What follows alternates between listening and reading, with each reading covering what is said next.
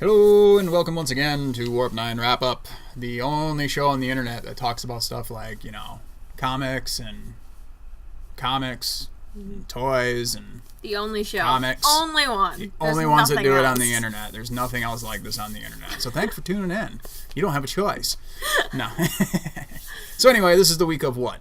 The week of Valentine's Day, 2/14, right? Yes. Is this what we're doing here? Yes. Yeah? Who was your Valentine? My friends. Oh, damn, too bad. I got them Valentines. They were Ruby themed Valentines. That's awesome. Great. Mine was my dog. Aw. Not this one. Oh. Yeah, I brought a dog with me today. He's so cute. Yeah, the other dog. So anyway, if you haven't joined us before, we just basically talk about some stuff that came out this week that we received at Warp 9 Comics.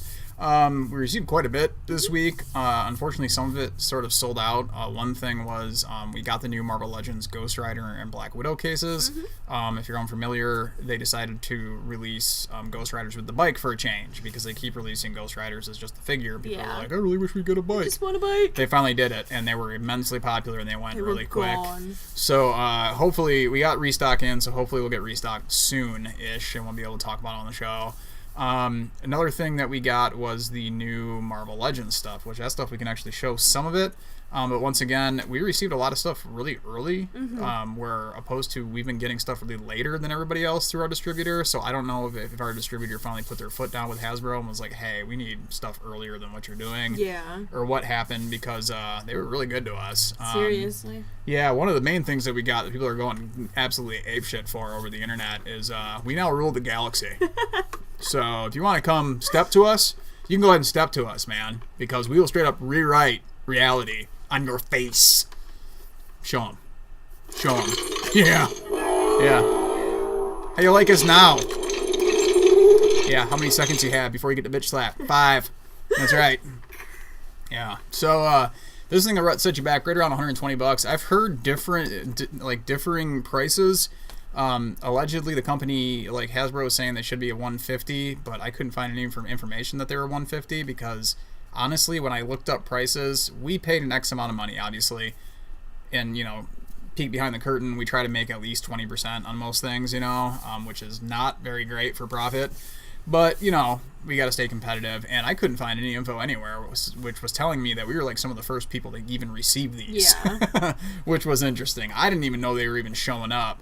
One of them was mine because I had ordered it a long time ago, and then we got a couple more, and I posted a video on Instagram, Warp 9 Comics, on the Instagram, and on the Insta.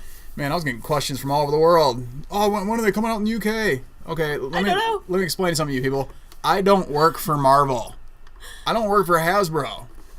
I work for inside Warp these 9. four walls. Warp 9, throwing up the dub, right? Something like that, right? No? Wait. Yeah? There you go. Throwing up the gauntlet dub. So it was really cool that everyone was so interested in these, but they flew out of here, man. As soon as I posted it, I had somebody who was like, oh my god, I'm in my car and on my way. I was like, cool. So everyone's pretty stoked about these. Once again, we do have restock coming, but they will set you back. We put 120 on ours, and that seems pretty fair. Yeah. They do not come with batteries. You need 3 AA batteries, but if you're goes in right here. Yeah, and you got to unscrew it and put a screw back in. But if you're anything like Dan, you go everywhere with batteries because that's my life. It's because he's actually a robot and runs on batteries. Yeah, he needs extras at all times. That's what it is. Shove them right up my tuchus.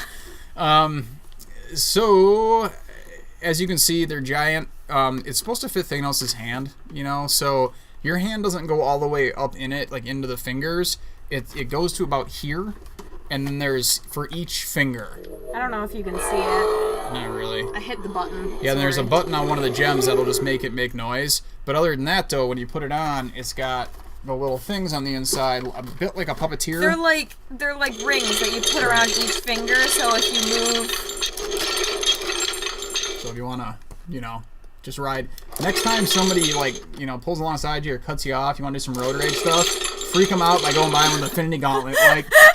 Fuck you, pal! If anything, they're just gonna be like, what is this nerd? I was outside with it last night just to see if anybody would say anything. So. But man, this thing is it's so cool. It is really cool. It's pretty funny because we got this guy. He deals with special needs people, and they come into the comic book shop on Wednesdays because the one guy reads comics, and he's gotten some of the guys that he brings them in. He's like their caretaker, and he brings them in. Now they're into comics too. Man, each one of them had to get a picture taken with it. It was hilarious. They were just like, "Oh my god, what is that?" I'm like, "Dude, you can go ahead and try it on." They're like, "Oh my god, really?" I was like, "Yeah, man, check it out." I was doing that to everybody yesterday too. I was using the finger though, where it was just like, doing a thing on the finger, you know. When Thanos gets inappropriate at work. So obviously with the gems and everything, it's freaking awesome. Hasbro hit another home run. On the show before, we've showed off, all sorts of stuff like the Poe Dameron helmet, the Iron Man helmet, the Thor hammer, all sorts of stuff over the years. Did we show the Guardians of the Galaxy helmet? We just showed the box. Okay. Because I never got one of those, so we never opened one. Right. Really cool, just really not my thing, so I never really got one. But this one, as soon as they announced it, I really had to get it. So cool. They also announced the Black Panther helmet, which will be coming, but I don't think I'm going to get one of those because... Awesome. I don't know, man. Like, it looks... In all the promo stuff I've seen, I'm not the biggest fan of it. It would not fit my head. I wasn't the biggest fan of the Iron Man helmet because I thought the Iron Man helmet wasn't going to be cool until we got it. And I opened it, and then I put it together, and it's absolutely fantastic. So odds are I'll end up getting the Black Panther helmet. Where I put all this stuff, I have no idea. I will say that one of the design things in this is really weird. It's obviously not for people with seriously tiny hands. No. Because there's a bar, like, right here that you're supposed to put your hand around. Yeah. And then you put your fingers through all of the like, rings. When I do it, I can get them kind of through the, like, Can't get that top thumb, 4, right? but I cannot get the 4. I keep hitting that button. God. Yeah, there's one button. This one here will cause it to light up and make all sorts of noise, but it won't do, like, the stuff until you, like, move the fingers around. But yeah, there's been some complaints from some people who've tried it out, like, "Oh, I can't reach the thumb thing," and I'm like, "Yeah, it's not. I got longer fingers. It's pretty easy for me. I have tiny hands." But yeah, anybody with take my strong hand, you can't really reach it. But man, it's super cool. I suggest everybody should get one for sure. So 120 from Hasbro. They hit another one out of the park. Okay. I love this thing. You can just do the rest of the thing with me holding it. You're gonna have a lot of trouble doing this, but okay. Especially because I'm gonna need help holding the next thing up. Alright, enough of that. I kinda wanna hold her. So, Marvel Legends stuff. Once again, we were getting Hasbro stuff early, so we even got the new Marvel Legends Avengers Infinity War wave. And as far as I know, we were like the first ones to get them. These are the only ones we have left. We have 3 cases of them. Seriously. So, Iron Man, we got the bearded Captain America, Iron Spider, Proxima Midnight, Taskmaster, Songbird, and member of the Serpent Society. I always forget his actual name. They just call him Serpent Society, but that's not his name. Really cool line, but the funny thing is when I first looked at it, I was like, I don't know how popular this line's going to be because they had already just kind of done a Taskmaster, but that was the first one we sold out of. Sold out of Taskmaster super fast, and Captain America really fast as well, but we still have some of like the rest of them. I think we have one being held for someone over here at Captain America, actually. Oh yeah, you can grab the cap. Yeah, I do have one on hold. So these things are $24.99 a piece, obviously. $25 for us because we're a small business. If you can find them cheaper, awesome. Good on you. Unfortunately, it's not what we can do. But that's bearded Cap. He only comes with the with the head with the beard. There's no head where he's Captain America or clean shaven. Take with that what you will. I wasn't the biggest fan of the Captain America one. I just think it looks a little, I don't know, weird. Excuse me, just his beard looks a little off. Just moving. He'll move. Excuse me. Jesse, get out of the way. Get out of the way. I can't. I don't want to he step tends on to be a bump on the log. We'll just get in the way. Like, what are we doing? Okay, lay down. There you go. So $24.99. These we probably won't be restocking because Marvel Legends figures. We're getting to the point where it's like, okay, we ordered 3 cases. That's gonna be kind of it. Restocking on these gets a little rough because by the time we get restock, everybody else in the world has them too, and then you can't move them. So if you're able to catch the ones you want, awesome. Otherwise, we do have like these 4 figures back in stock. Come get them. I just want to say I really like Songbird. I think she just looks really cool. Songbird's a great character. I know, right? She's awesome. Yeah, I was really stoked when they did a Songbird figure, but my problem is it's the Rogue head. From the Rogue figure they just did last year, it's the exact same head, exact same face and everything. Yeah, it's a little depressing. On to something that's not depressing. Once again, we are back on the SH Figuarts kick because it's what we do here. Yes. But this time we got, the woman to, I don't know, she's like the queen of all women. Wonder. The Woman of Wonder, the Wonder Woman. Bandai's SH Figuarts is based on the Justice League movie, based on Gal Gadot's, performance. I bought this figure myself. I really, really like it. There's a couple little drawbacks. Her sword isn't held in the hand real well, which is a little depressing. But doing everything else where like it has the lasso that'll like fly out and you can wrap the lasso on things and stuff makes it really cool for like posability. Yeah, and obviously just like anything SH Figuarts, it's the posability and balance and stuff is just absolutely phenomenal. So if you're looking for a Wonder Woman figure, I mean this is gonna be the best one on the market right now in my opinion. Don't listen to the people that say Mafex. Mafex is just okay. These things set you back right around $60. But yeah, worth every penny, in my opinion. Bandai Tamashii Nations, keep doing your thing. Should we Because we love go you guys. on with the other Bandai, or should I go with... let's Okay. do the other Bandai real quick. Also from Bandai, we got a new Ultraman figure. We don't usually carry a ton of Ultraman merchandise, just because it's such a kind of niche thing. But the people who do get it love it, and obviously with SH Figuarts, the posability is absolutely fantastic. And, if you got love for the old Japanese show, why not? This one is the Spacium Zepyrion Ultraman Orb. Whatever that means. All I know is it means awesome, translated into most languages. Just throwing that out there. That's a name. I love it. This one's $54.99. It's a little cheaper than the Wonder Woman, but that's because I think with the licensing, it's a little cheaper for them. Where anything DC and anything Marvel license is like, whoo, so much money. So. What was that sound effect again? Hoo-ah, Got it. hoo-ah. That'd be Al Pacino. Hoo-ah. If you've been paying attention to a lot of the variant covers in DC Comics, you've been noticing that Stanley Lau, otherwise known as Art Germ, has been doing a lot of different covers. One of them that he did was for the Harley Quinn relaunch. It was one of the more popular covers. They turned that cover into a Harley black, white, and red statue. These guys set you back right around $80. But really cool, really fun, especially if you're a fan of Art Germ, which we've gotten a lot of fans of Art Germ in this store. Yeah, he's got, I think, 2 more Supergirl variants to go. The one he did this week was just like out of this world good. So if you're looking for another little piece of merchandise that's just not a variant cover or a print, this would be your jam. It is a statues, figures, collectibles. It's so pretty. Very cool, very cool. Moving right along. Another thing from Bandai's movie realization line. We received a Shadow Trooper. Shadow Troopers are dope. I actually got one of these myself. Just like the Darth Maul that we got a few weeks back.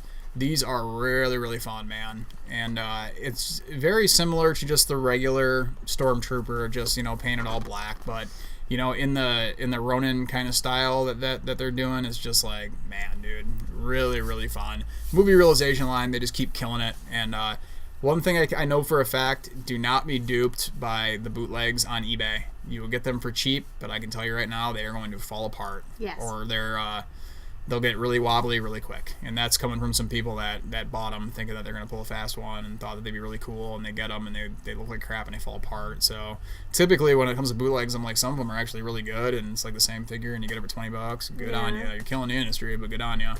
But, with these, I know for a fact, people have told me, they were like, man, they suck as far as the bootlegs go. So yes, add the Shadow Trooper to your army.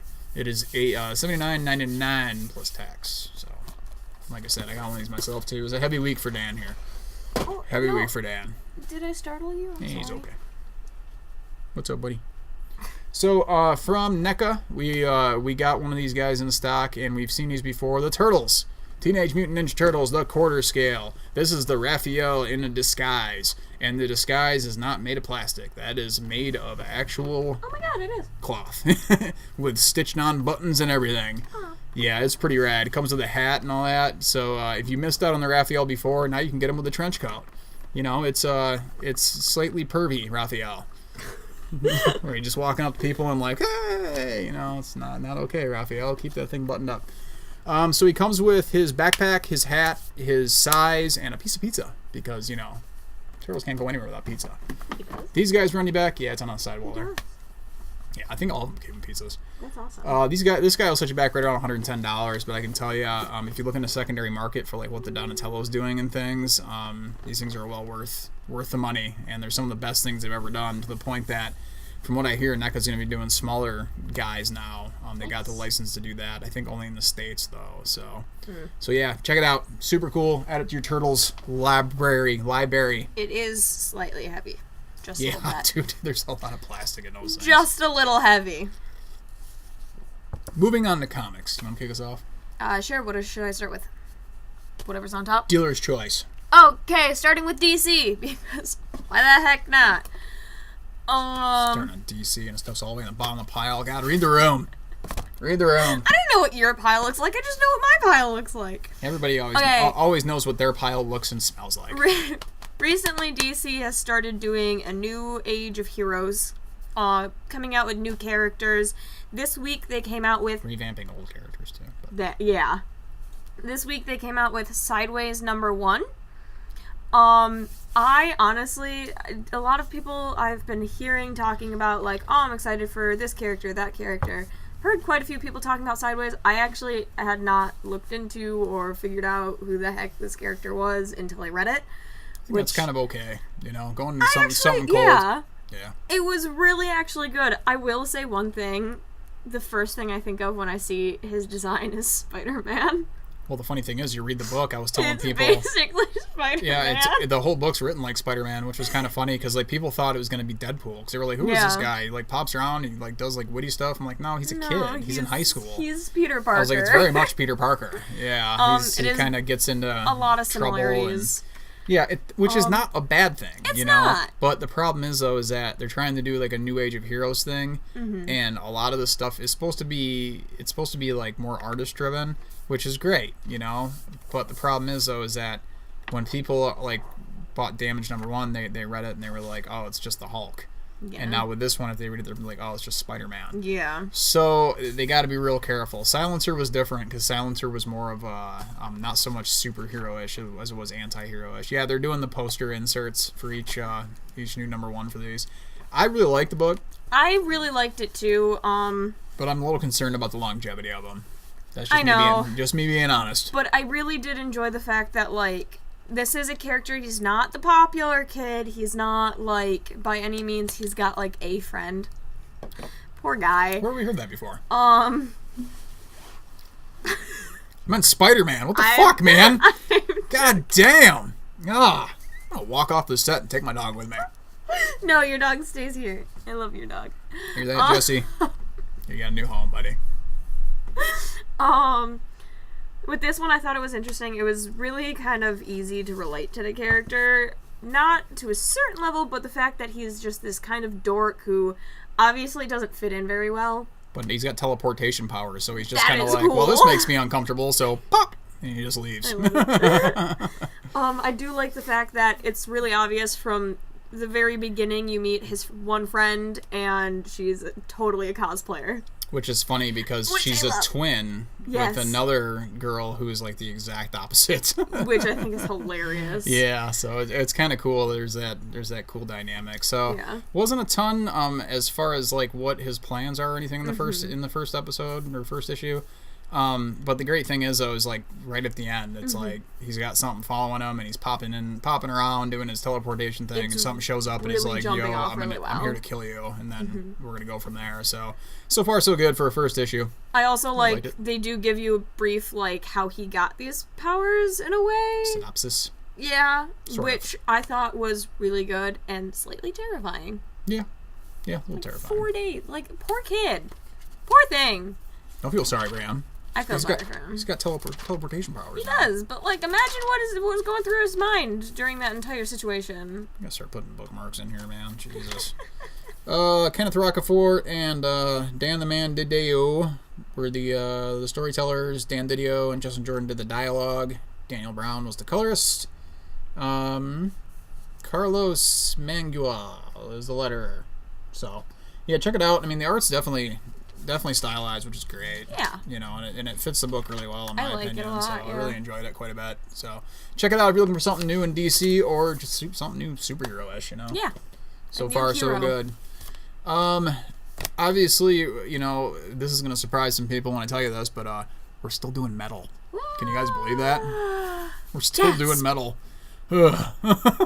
So this week came out with Dark Knights Rising: The Wild Hunt. First off, DC, there was a game called The Witcher 3 that was The Wild Hunt.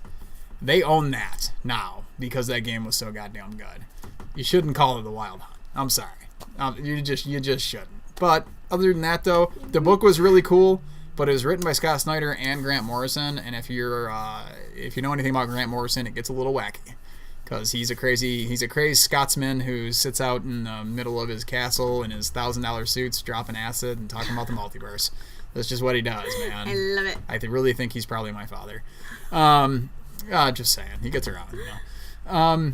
So this is more of, it's funny because it's a tie-in book, but I really feel like it's kind of required reading for Metal. I almost want to call it another issue of Metal, because I think we just had issue 5, and I really feel like this is issue 6, and the next issue is issue 7, because there's a lot that goes on in this. But the main thing for me, though, and the reason that it is our Warp 9 Pick of the Week, is one of my favorite characters that finally got his due is Detective Chimp.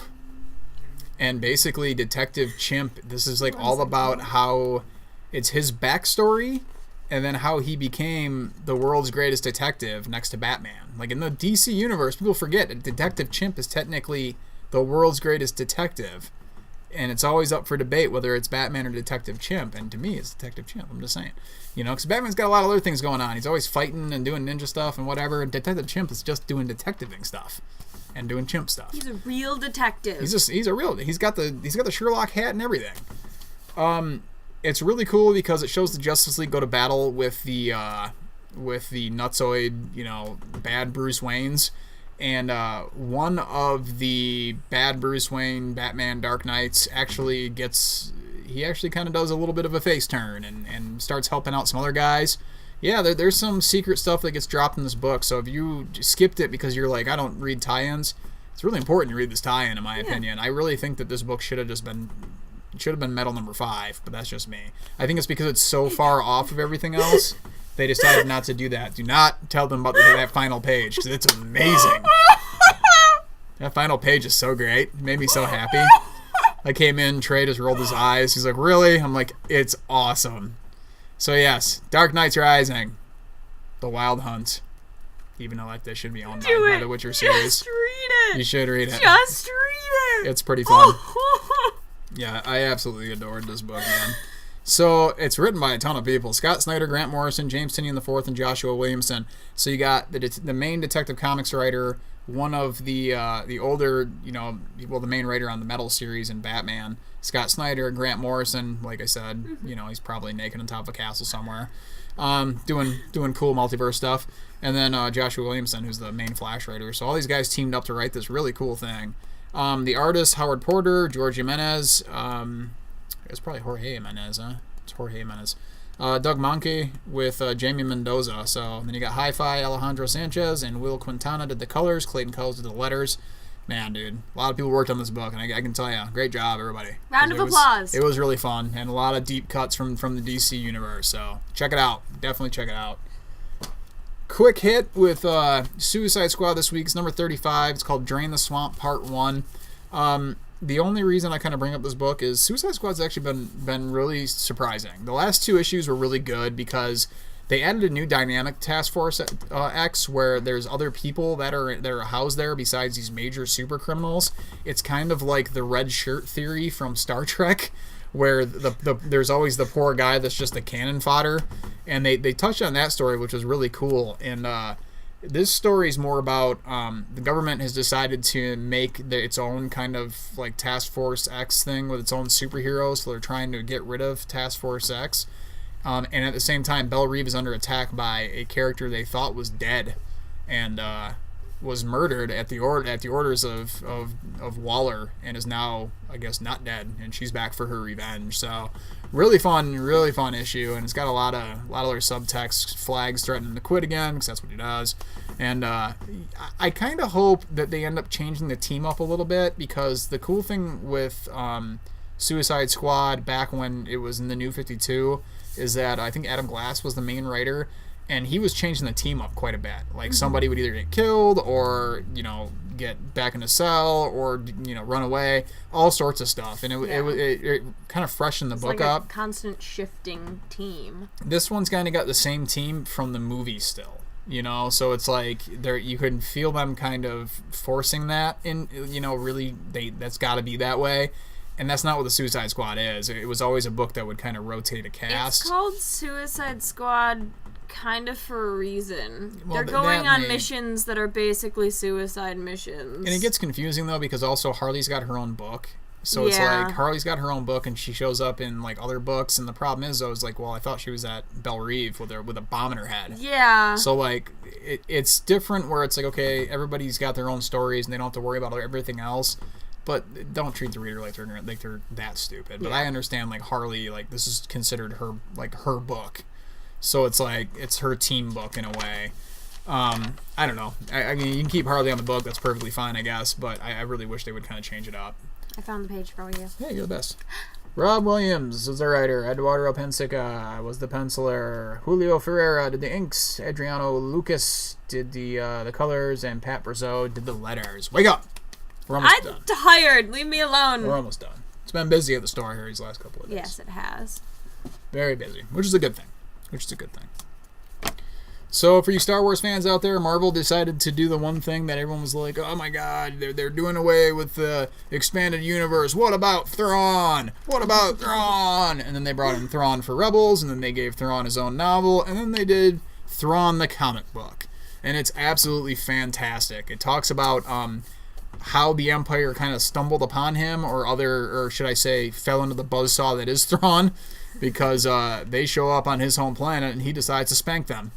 And spank them he does until he finally gets captured and then taken to the Emperor, and the Emperor becomes infatuated with him because, this guy is obviously cold, calculating, and a warrior. So he's a tool the Emperor can use. So he is now in the Empire's school, I guess. Okay. Academy, sure. I guess is what you would call that. And he's assigned an interpreter. And the interpreter becomes kind of the first person that he starts manipulating quite a bit, and the interpreter is getting a little tired of it. But they're both advancing in the career at a huge pace, So the interpreter eventually tells him, like, well, in order to get away with you, away from you, you would have to become an admiral and then send me away. And he was like, okay, we'll do that then. And the interpreter's kind of like, okay. So he's like, and he knows about his race. I think it's the Chiz. I think is the name of his race. Sure. And when they decide they're going to do something, it's like CHIS, I believe. The thing about his race, though, when they decide to do something, they will get the mission done or they will die trying. So for him to tell him that, he takes it very seriously. So really fun about the history of Thrawn. Especially if you don't really want to read the whole novel and everything. But good stuff so far. Love it. Great stuff. Yay! Jody Hauser was the writer. I knew that off the top of my head because Jody Hauser's been doing some great stuff. Artist Luke Ross, colorist Nolan Woodard, letterer VC's Clayton Cowles. I mean, are you doing like a voodoo dance every time I do this? It's a round of applause. Oh, okay, I get it. I thought you were like cursing their firstborn children or something. I was like, man, this is weird. Like, she's gonna start throwing a round of applause. All of a sudden, she holds up a chicken, like slices its throat, and starts like spraying it around. Like, okay, I don't know what happened. Burning incense and shit. Talking in tongues.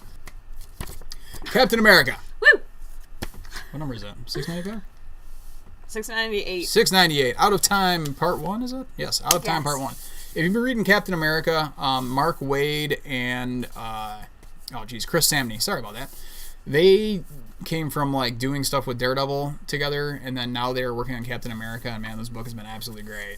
So he is kind of a man out of time, is the way that this is working, and now he has been transported to the future where he has been thawed, and he has joined the resistance against what has become a not so welcoming America.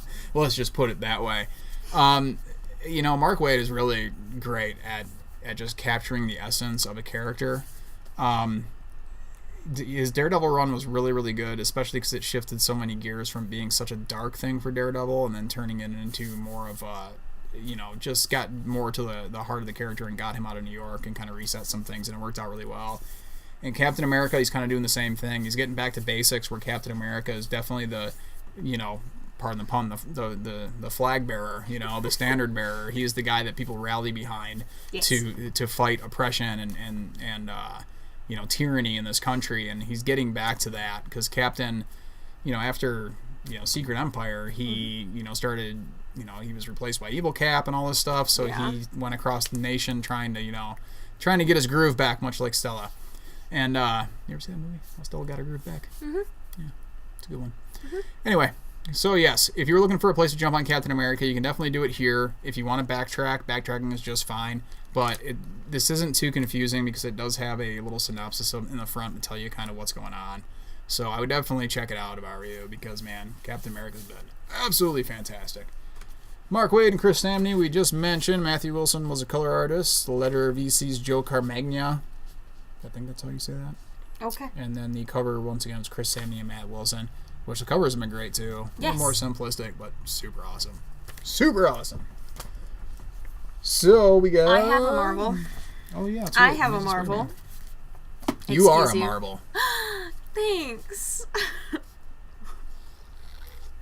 Okay, well, this week, this is a book that I've kind of always wanted to pick up, but never really took the time to do so. So when I saw that there was a part 1 of a new story arc, known as First Time at Midtown High, I picked up the amazing SpiderMan Renew Your Vows. So if you don't know much about Renew Your Vows, this is essentially stuff that was introduced during the Secret Wars when they had all these different worlds coming out of here. In this world, Peter and Mary Jane are still married. They've had a child. And the child has gotten spider powers. They did it for a little while where she was Spiderling, where she was just like their little sidekick. But now we fast forwarded, I think, 5 or 6 years, and she's now in high school. She's a teenager, and going from there, it keeps with the family dynamic that people were all pissed off they did away with, but they still complain about when you have this book right here. Yeah, it's the same thing, but whatever. Come on, guys. But it's not the 616. Who cares? Oh, wow. So anyway, take it away. With this book, it kind of deals with the fact that people are not excited about the Spider family anymore. They're kind of old news. Peter is getting kind of money cuts because we all know he sells photos to J. Jonah Jameson. Exactly. And J. Jonah Jameson is like, hey, dude, sorry, but he even tells him, he's like, really, the lizard? Really? Like the lizard, you couldn't even get me like a new sparkly supervillain. And that's what he tells me. He's like, I don't hire these people to come out here and do this. Like, what are you talking about? Pictures. But then once again, J. Jonah Jameson showing his soft side still buys the photos. Yes. But he's resigned to, well, it's got to be at a lesser rate. At a lower price. And you can see that he kind of feels bad about it, which is really translated through the art, which is great because it's that weird dynamic between Peter and J. Jonah Jameson, because everyone knows J. Jonah Jameson, Triple J, is kind of a prick, but he's got kind of a heart of gold. Like, especially in the most recent Amazing Spider-Man book, they got really close for a while there, which was kind of interesting. So yeah. Well, with this one, Peter obviously needs a new source of income to kind of get by because they're having money troubles. Just like any family. Because, being a superhero doesn't really pay the bills, to be honest, apparently. Oh, yeah, because they do it for free. Seriously. And there's no, there's Tony no Stark GoFundMe money. page. Right, and there's no, Tony Stark money in this universe, because if you read the stuff from Secret Wars, a lot of the heroes got taken out in this universe. Yes.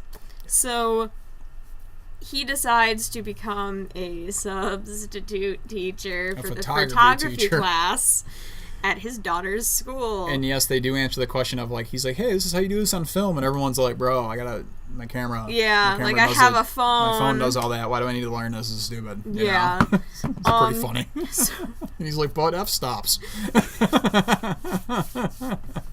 It's funny, his little lecture, I understood everything they were saying. It opens and closes. They're like, I got filters on my phone, dude. Like, why do I need this? That. So it's kind of funny. Well, obviously, Annie is not very happy about this. Of course not. Nobody wants their parent at school. And she's already a nerd to begin with, and she wants to be just like any Parker. She's just trying to fit in. Right. She wants to be cool and just kind of do her own thing and stay under the radar. But now she's got Pops in the hallway, like, hey, Annie, you want to have lunch together? Why is she ignoring me? What happened? Where's she going? Yeah. Like, why? No, where are you going? No, come back. She obviously there's a bit of a mix-up, and she is trying her best to keep her dad out of it. Right. Which I think is a good start because, well, I mean, they're the Spider family, and this is after a little bit of a time jump. So obviously when she was younger, she was the little sidekick, and now she's kind of trying to be her own. Just like anybody, you know, she's got the keys of the car now. She wants to kind of explore on her own. So I think it's a great idea to start off and kind of look at the dynamic of how this is going to work, especially if Peter is going to be staying at the school for a while.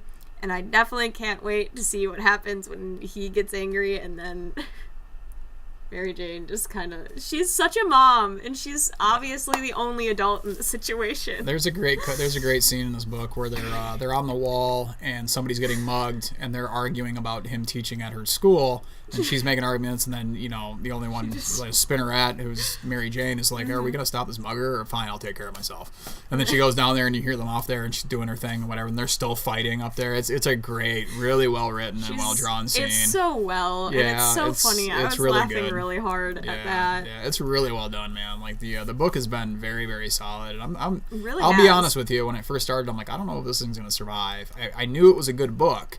But with all the backlash from Marvel and people just want to find any reasons to crap on Marvel and all this other stuff, I was like, I don't know if this is going to work. And then when the EIC changed and all that stuff at Marvel, I was like, this could be on the chopping block, and it's still doing okay. That's one of the reasons why I wanted to read it for so long, because everybody that reads it says it's so amazing, and now I completely understand why. It is a really strong book. Yeah, for sure. So that's the props. Yes, give the props. Jody Houser was the writer. Once again, there's that name again. Jody Houser. Give her all your money. Seriously. Artist was Nathan... Oh, wait, sorry. Yep. Artist was Nathan Stockman. Ruth Redmond was a colorist. Letter was VC's Joe's Carmagna again. Here's the only thing, though. Okay, it was Stockman. Sorry. My bad. Never mind. I was thinking something else. So, yes, check it out. Fast Times at Midtown High. Woo! So we got, a couple of indie things. These will go quick. Yeah, and I got one, too. Okay. Why don't you kick that off with yours? Okay. I don't even know how I'm supposed to pronounce the name. Charismagic. Nailed it! In one! Yeah! Woo! Pun off of charisma and magic. Oh, I think they got obviously. This is an Aspen book, and if you watched last week's video, I did another one there, which I'm starting to pick these up because I've wanted to read Aspen books for a while, but every time I pick one up, I can't stand how the main girl character is always, like, in a bra and panties, and that's it. And it just ticks me off. Yeah, I think we've talked about that before, where, it's going off of Michael Turner's legacy, and he was drawing in a different era. But at the same time, like, you can have a fully clothed woman and still have a very... Hey, she's wearing jeans in this one. Whoa! Oh, mind-blowing, right? Real women don't wear jeans everywhere. So with this storyline, I was a little lost at first. It is a #1, so I picked it up. Well, I was a little lost at first because they do make some references to other books, but it's not... So it's a relaunch, in a way? Well, yeah, Probably. kind of. Okay. Well, they make references to other books in the Aspen universe. So... You will be a little bit confused, but not too bad to the point where you can't enjoy the story. Obviously, there are magic people in this world that... Hence the magic and charismagic. Yes!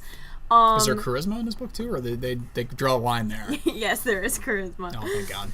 There are these magic people in the world, and the world is kind of turning against them due to some horrific thing that happened in another book that I didn't read, but okay. And... So far, you've everyone is very on the fence of whether they need to get rid of magic people or kind of keep them around. And it follows this girl along with one other person and his cat, Sparkles, who talks. Sparkles. She talks. Awesome. And I love her because she's now really I gotta sassy. Read it. Now I definitely gotta read it. There's a cat named Sparkles and she's sassy and I love her. Well, obviously, like we said earlier, being a superhero really doesn't pay money. He saved the world twice, and he's running out of funds, so he decides to take up acting. Well, on top of it, we have... Hold on.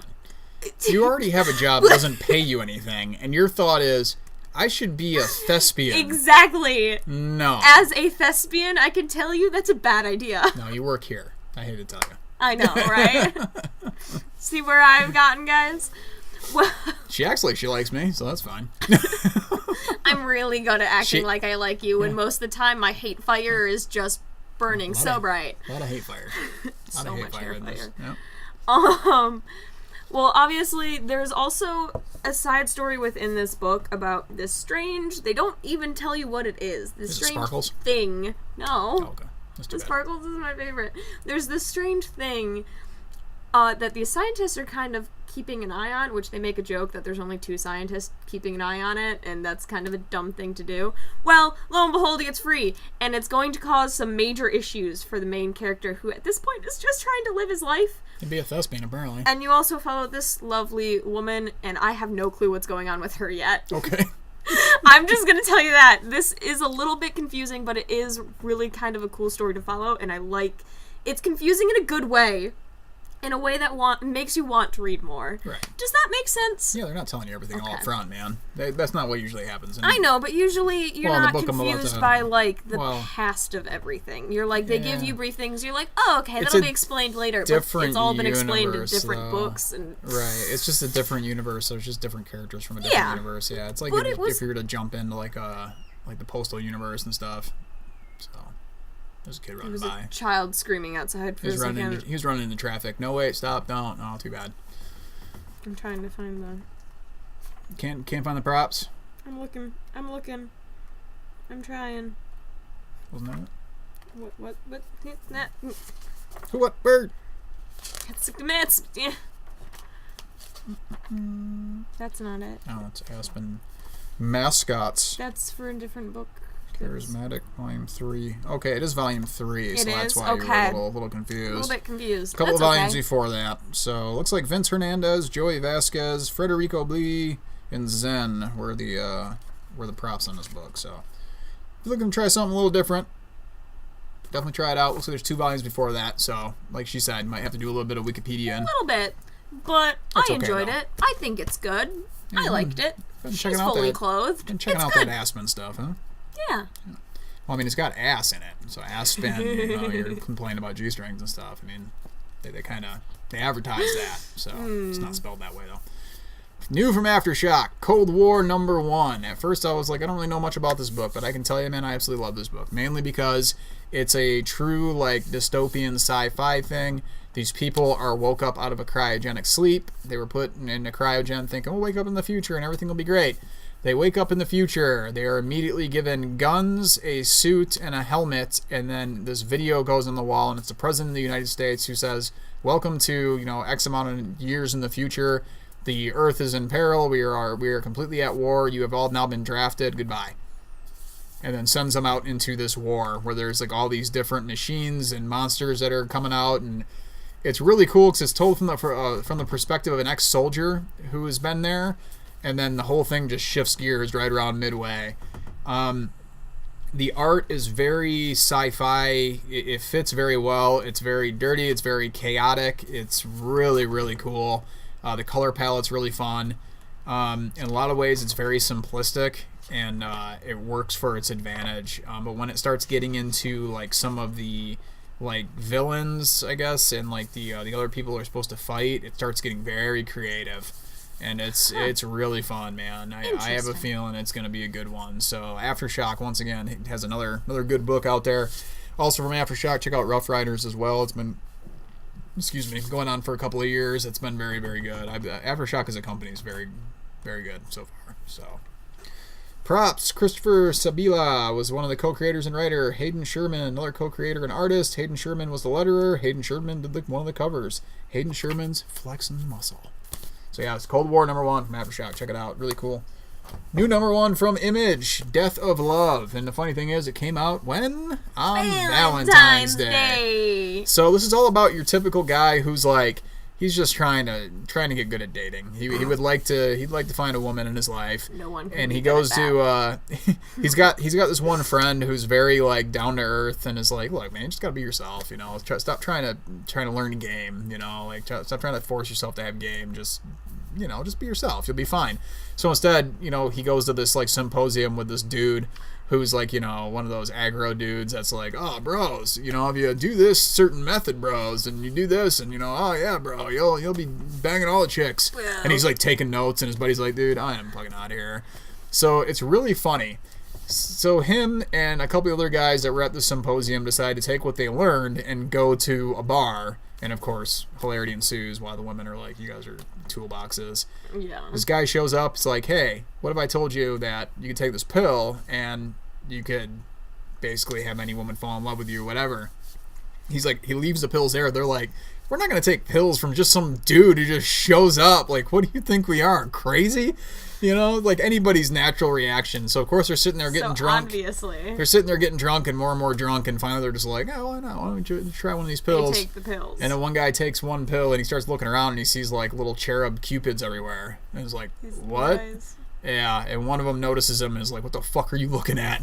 It's really interesting. Very, very funny. If you've read books like Chew, this is very similar. There's a lot of humor there. The artwork is absolutely fantastic, and it doesn't tell you everything all up to bat. It's just about a dude who's just trying to. He just wants to be in a good relationship, but he's kind of a douchebag about it, and you can't help but just feel kind of sorry for him because he's just a dipshit.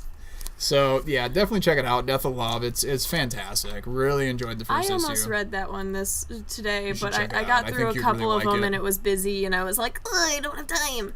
I think you would really like it. It's fun. Justin Jordan did the story. Art was Donnell DeLay. Colors Omar Estevez, and other colors Felipe Sobrero, and letters Rachel Deering. So yeah, this is from Image. Death of Love, #1. Just in time for Valentine's Day for you single folk. Last thing we're going to talk about is not so much talking about the story, it's just more of a c'est la vie and brava to you. Invincible. Robert Kirkman's Invincible started a long time ago. This was issue 144, so that tells you something. They basically did one issue a month for a number of years. It was Robert Kirkman, don't get me wrong, I don't want to just say it was just him, because Ryan Otley was there for along for the ride, man. And they did a ton of issues. It was very much world building. They started from issue 1, made their own universe full of superheroes and aliens, and it had a little bit of Dragon Ball Z mixed in there. And this is the final issue. That's it. They're done. Oh. And it was a double-sized issue. The way it wrapped up kind of showed how they are in the future and things. I like the ending for the most part. It does drop some hints of we're probably going to see this universe come back again in some iteration, mainly through like the children that are happening and things, and children that are happening. Well, what I mean by like the children, like, I know they're having their own adventures. It's just that's a funny way of putting it. Well, they're having their own adventures now, and doing their own superheroing. So. And the funny thing is, like, with a lot of heroes in this book is, like, they're all, like, fucking immortal anyway. They really are. At one point, there was this one page in here that I was just kind of like, come on. It was just a little ridiculous, but I get they were trying to cram in quite a bit of stuff into some, like, their last, I think, 60 pages, But I will say this, I enjoyed the entire run from top to bottom. It was a very good little world to be in, and, It was just cool. It's about, at one point they kind of fight tyranny and injustice, and other things are about trying to be an alien on Earth, and it's just interesting. Some of the stories that they touched on were really cool, and family oriented and all that. And one of the things they touched on was him getting raped, which was interesting by a female as well, but she was like, she held him down and did her thing, and there ended up being a baby out of it, which was a little weird, but it's important because he's taking things that they're talking about, at any given time, and being like, hey, this is important, we'll put it in this book, and take from it what you will. So pretty big accomplishment. Problems. Yeah. So Invincible, brava, good for you, Robert Kirkman, Ryan Otley, Corey Walker, Mark Morales, Nathan Fairbairn, Russ Wooten, Sean Makowitz? Sorry. Sure. So yeah, Image Comics, Skybound. Good job, everybody. We will miss you. We will miss you, but we understand why you had to go. Sales have unfortunately not been strong. So yeah. Anyway, that is your Warp 9 wrap-up for the week of St. Valentine's Day, 2/14/18. Got any last words, parting thoughts? How cool is that gauntlet, huh? Pretty damn cool. Yes. Get yourself a gauntlet for sure. Yes. We should have more in the near future. But other than that, though, if you got any questions for the show, extrasecretgaming@gmail.com. You can shoot us a question. We will try to answer it on the show if you like. Yeah. Otherwise, you can check out the podcast that I do with EA Henson, which is Extra Secret Podcast. That will usually post every couple of weeks. You can go to extrasecretpodcast.com. Otherwise, iTunes. We on the iTunes. I'm being pressured to put it on SoundCloud now, which I think is dumb, but whatever. Might have to do that. We'll see. But yeah, anyway, though, follow us on Twitch, twitch.tv/FENRIR_ESG. We're going to do some streaming here in the near future once I get some other games going. But other than that, though, that is your show. Watch it again and again if you like. Tell a friend. Hit the like button. Hit the subscribe button. Do something. Tell me you hate me. I don't care. Interact. I do it all the time. I can take it. So I got an go Infinity right Gauntlet. ahead. I got an Infinity Gauntlet. So your words bounce off me and stick to you.